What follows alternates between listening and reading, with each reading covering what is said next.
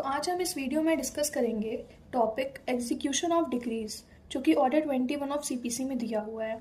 तो जो इसका सब्सटैंटिव पार्ट है वो सेक्शन 36 से लेकर 74 तक में दिया है, और जो इसका प्रोसीजरल पार्ट है वो ऑर्डर 21 में 106 रूल्स में दिया हुआ है।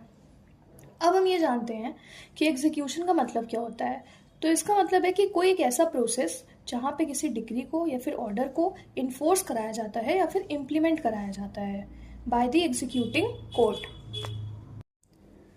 फॉर एग्जाम्पल, अब मान लीजिए ए और बी दो पार्टीज हैं। ए है प्लेंटिफ, बी है डिफेंडेंट। अब ए ने एक सूट फाइल किया against B for recovery of 30,000 rupees. अब जो डिक्री है वो ए के फेवर में आती है, तो ए बन गया डिक्री होल्डर और बी बन गया जजमेंट डेटर। तो कोर्ट कहती है बी को कि तुम ए को 30,000 रुपीज़ वापस करो। अब यहाँ पे अगर बी ए को वापस नहीं करता है उतना अमाउंट, जो कि एक डिक्रीटल अमाउंट है 30,000 का, तो ए यहाँ पे एप्लीकेशन फाइल करता है फॉर एग्जीक्यूशन ऑफ प्रोसीडिंग, कि जो प्रोसीडिंग है उसको एग्जीक्यूट करवाई जाए, मेरे फेवर में 30,000 रुपीज़ मुझे दिलवाए जाए। ये एक बेसिक एग्जाम्पल था एग्जीक्यूशन ऑफ ए डिक्री का। अब हम सेक्शन 36 पे आते हैं, जो कि बताता है कि जो प्रोसीजर है एग्जीक्यूशन ऑफ डिक्री के लिए वो सेम प्रोसीजर अप्लाई होता है for execution of A order. ठीक है, तो मतलब ऑर्डर एंड डिक्री का जो प्रोसीजर है, प्रोविजन है, they are same, applicable on each other. अब बात आती है कि कौन से कोर्ट में पार्टी एप्लीकेशन फाइल करेंगी फॉर एग्जीक्यूशन ऑफ डिक्रीज। तो इसके लिए सेक्शन 38 है एंड ऑर्डर 21 रूल 10 है।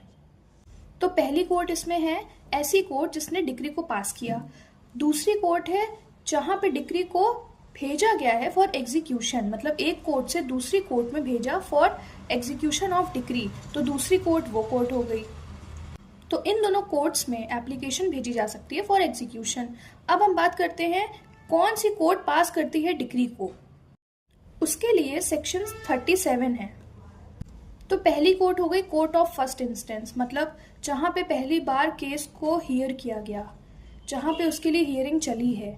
सेकंड हो गया court of first instance in case of appeal, जहां पे अपील के लिए केस गया था फर्स्ट इंस्टेंस में, वो सेकंड हो गई।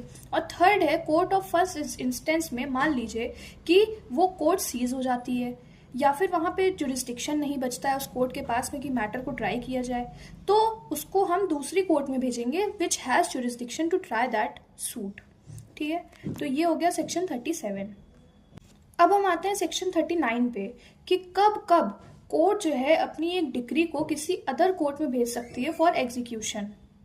मतलब कि कब खुद से कोर्ट ट्राई नहीं कर सकती और उसको दूसरी कोर्ट में भेजना पड़ सकता है ऑन फॉलोइंग रीजंस।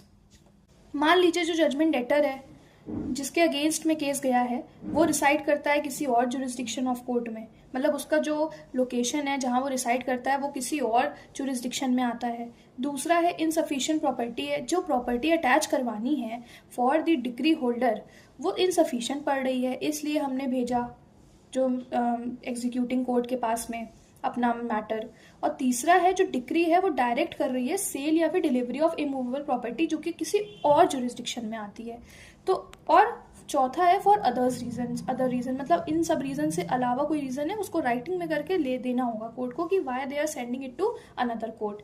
अब सबसे मेन बात यह है कि अंडर सेक्शन 39 पार्टी अपनी एप्लीकेशन भी फाइल कर सकती है कि हमें अपने डिक्री को सेंड करना है, या फिर कोर्ट सू मोटो भी ट्रांसफर कर सकती है उस केस को। बस इतनी सी बात है कि जो पिक्यूनरी लिमिट है, जो कि मॉनेटरी वैल्यू है कोर्ट की, वो एक्सीड नहीं होनी चाहिए। इतनी सी बात है सेक्शन 39 की एप्लीकेबिलिटी के लिए। अब लेट अस सी कि कौन कौन एग्जीक्यूशन प्रोसीडिंग के लिए अप्लाई कर सकता है। तो पहला हो गया डिक्री होल्डर, दूसरा हो गया legal representative of decree holder. ठीक है, मान लीजिए डिक्री होल्डर की डेथ हो जाती है तो उसकी जगह पे लीगल रिप्रेजेंटेटिव आता है उस इन्फोर्समेंट के लिए उस डिक्री की। फिर तीसरा है ट्रांसफरी ऑफ डिक्री होल्डर, उसने कोई ट्रांसफरी अपॉइंट कर रखा है मानिए, तो उसको भी वो भी अप्लाई कर सकता है। या फिर थर्ड पार्टी, वो भी उसके पास में भी राइट होता है।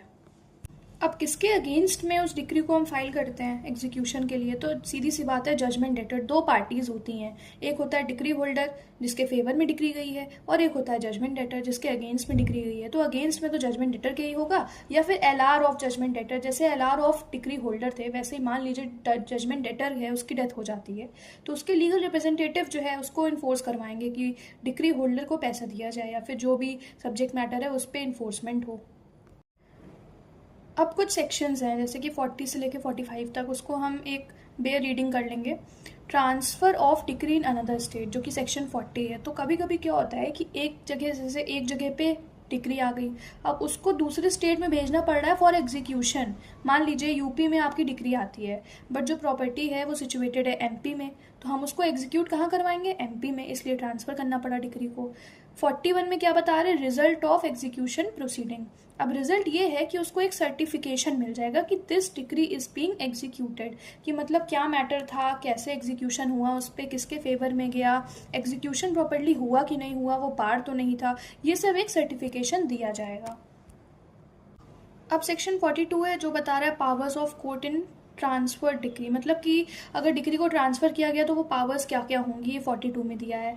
43 में क्या है, execution of decree pass by courts to which CPC does not apply. और फॉर एग्जांपल मान लीजिए जम्मू एंड कश्मीर है, वहाँ पे Jammu and Kashmir reorganisation bill 2019 के बाद से ही वहाँ सीपीसी अप्लाई होती है। अब मान लीजिए उसके पहले कोई मैटर अगर गया अंडर सीपीसी, अब वहाँ सीपीसी अगर नहीं अप्लाई होती है तो उसका एग्जीक्यूशन कैसे होगा, ऐसे होगा कि उस केस को हम ऐसे किसी कोर्ट में भेजेंगे जहाँ पे सीपीसी का एप्लीकेशन हो, कि वो अपने जुरिस्डिक्शन में उस मैटर को ट्राई करके एग्जीक्यूट करवा सके डिक्री को। बट एक इसमें ये कंडीशन है कि जो इंडिया में कोर्ट है उसी में हो सकता है ये transfer with a jurisdiction and with the application of CPC. इसके लिए ये हो गया।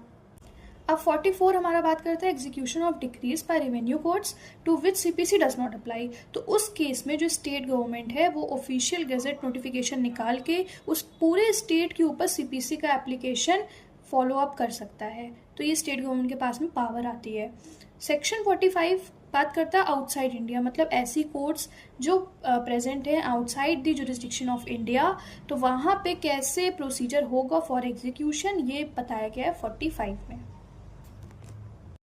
अब लेट अस सी कि कैसे कैसे क्वेश्चंस होते हैं जो कि एक एग्जीक्यूटिव कोर्ट डिटरमाइन करती है, मतलब उस पर वो एक तरह से एनालिसिस करती है कि इन क्वेश्चंस पे हम एग्जीक्यूशन कर सकते हैं। जैसे कि question regarding execution, discharge, satisfaction of decree, की मतलब उस डिक्री पे एग्जीक्यूशन है भी कि नहीं, उसको एग्जीक्यूट किया भी जा सकता है, डिस्चार्ज हो सकता है, सेटिस्फैक्शन हो सकता है, कोई बार तो नहीं है लिमिटेशन का।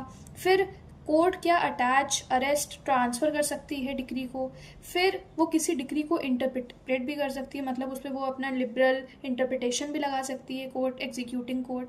फिर उसके बाद बट इसमें ये कंडीशन है कि कोर्ट भले ही कितने भी क्वेश्चंस को डिटरमाइन कर ले, but court can not go beyond the decree, मतलब वो जो डिक्री का एक एसेंस है, जो उसका एक सब्जेक्ट मैटर है, वो नहीं खराब होना चाहिए, वो उसके बियॉन्ड नहीं जा सकती है executing court. It has to be under the rules of that decree.